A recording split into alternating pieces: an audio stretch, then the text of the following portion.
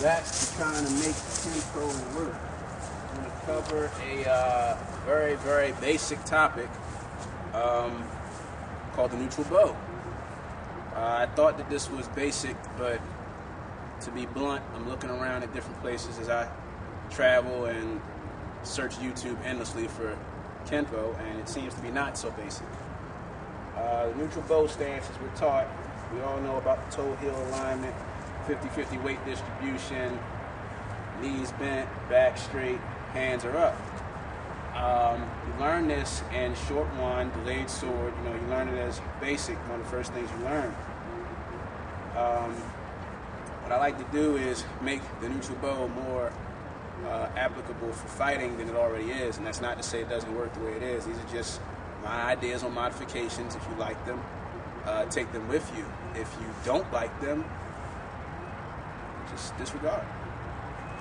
First thing we learn is that we're at 50-50 weight distribution, toe-heel alignment. All weapons have a clean path to the targets.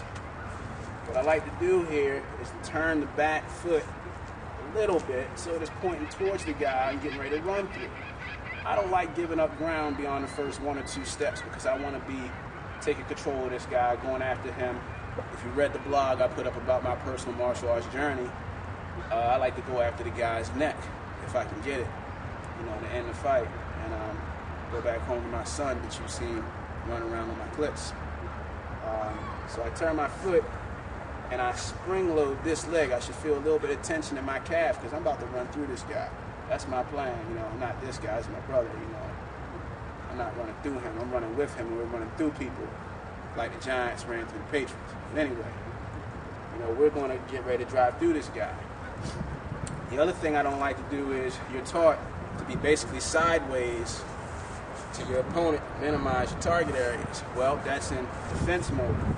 My Kenpo, the way I like to practice it, is offensive, not defensive. I think the best defense is to just keep hitting the damn guy and breaking stuff, and he has less time to deal with you if you're dealing with him. And I like to be aggressive. So what I mean, the whole point of that, is instead of being so sideways, I turn my shoulders slightly square to him. What this gives me is it gives me not an equal level of torque, but a little bit more torque for my lead hand. I see guys standing sideways all the time in that picture-perfect neutral bow, and they want to hit a guy with the front weapon that's the closest weapon to the other guy, and they ain't got jack shit on it because their shoulders out. Pardon my language, but this is for adults. I want to have some oomph on this hand, and if he's attacking me, I want to have some oomph on this block. You don't get any oomph from your arms. It comes from the center. You got to be able to pivot. You got to move the hips. Like a lot of activities. Anyway, so you're sitting here. I square up a little bit. Yes, I do open my center line a little bit. I am aware of this. Yes, I do present a few more targets to the guy. Yes, I'm aware of this. But like I said, I want to be offensive, and I want to have it loaded, ready to go and get him. I don't want to have to sit here and throw a little weak sauce jab that doesn't have any oomph on it. And I don't want to throw a weak sauce block that can't block anything that he's throwing. I'm already giving up 60 pounds to him. I need a little more firepower. So I load up and get ready for the firepower. And I see a lot of demos, and I'm guilty of this as well when I'm goofing off, of covering out. And the arms are way out. Kenpo stance. Or, well, if you're fighting somebody, you don't want your arms out here. I don't know where you train at. I know where I train at.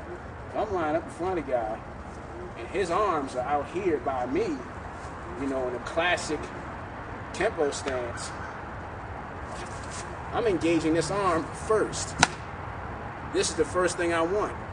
And not to sit here and get too much into my personal history and all that good stuff, but I had a guy once that swore he did Muay Thai, and we decided to see what was better, Kenpo or Muay Thai. He didn't do Muay Thai, but anyway.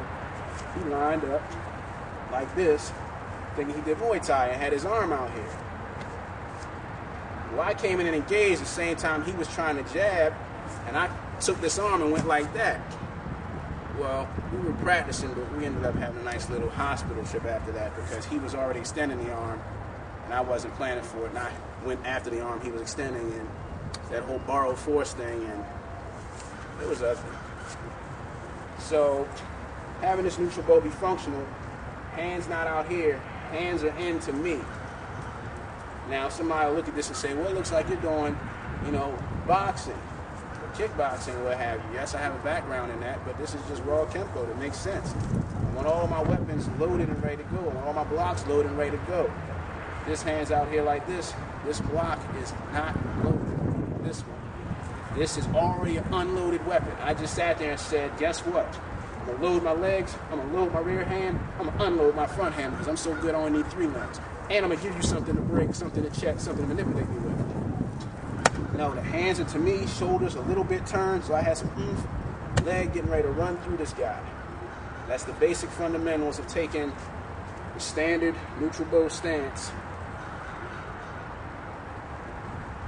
and getting ready to run through this guy with it. That's the neutral bow. The not so neutral bow, as some people call it.